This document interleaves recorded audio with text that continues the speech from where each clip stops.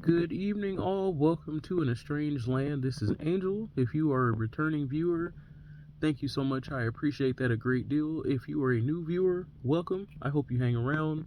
Like, subscribe, share, all that fun stuff. You know how YouTube works. I'm not going to waste your time with that. Part 2 on the Are You in the F.O.G series, standing for Fear, Obligation, and Guilt. And what we've been talking about tonight is the obligation factor. So it's kind of like a twofold way that gets used in a toxic family system against you. So we'll take like parenting, for example. Your parents, when they agree to have you, have certain obligations to you by default.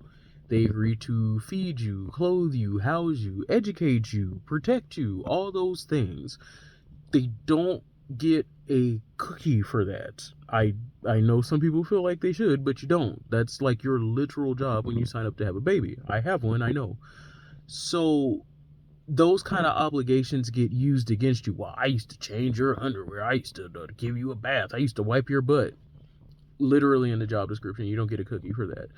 But that kind of obligation is used, and then we'll even go up to, I paid for your school, I paid for your wedding, and the one that I hate the most, I gave birth to you. That was a choice. But that is the kind of stuff that they use to control you and manipulate you. Every time you want to say no to something, or you have your own desires or wishes for a thing, then, well, I did this, I gave up that, I still have student loans in your name, so on and so forth.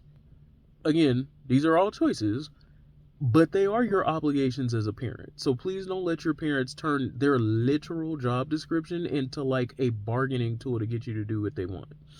Also, the second way that it kind of gets used is, so for instance, you as an adult, an estranged adult child, I'm of the age where my remaining parent might be looking into like assisted living or nursing situations into some point.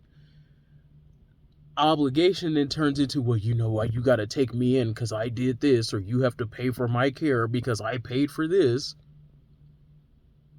Again, these are not requirements.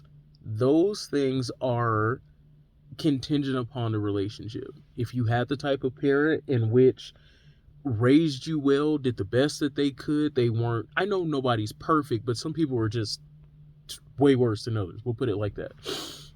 If you know that your parent is deserving of such a thing, go for it. Do it. Do you. That's great.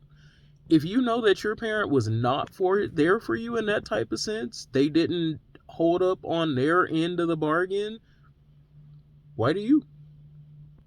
Why are you obligated to take care of someone who is not obligated or did not feel required to take care of you?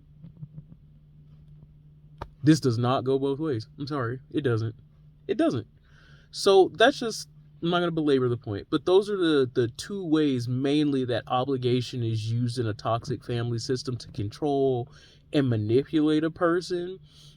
I went through that real bad, especially the first couple of, and Mother's Day is coming up next weekend, and I promise I'll have some video about that. But I went through that the first couple of Mother's Day that I was estranged from my mom, and the obligation, well, she's mom, and well, you gotta come to Mother's Day, you gotta I don't. I finally woke up from that. I'm like, you don't get to treat me like crap 364 days a year just so I have to show up and honor you for the one. That is absolutely not how that works. So again, that was just my breakdown on obligation, how it's either used obligations that were used against you that literally just job descriptions, or people volunteering you that you have to do a certain thing because they're your parent or you're their child or whatever else. Whatever it is, however it comes to you, don't fall for the rub. I'll see you soon, y'all. Good night.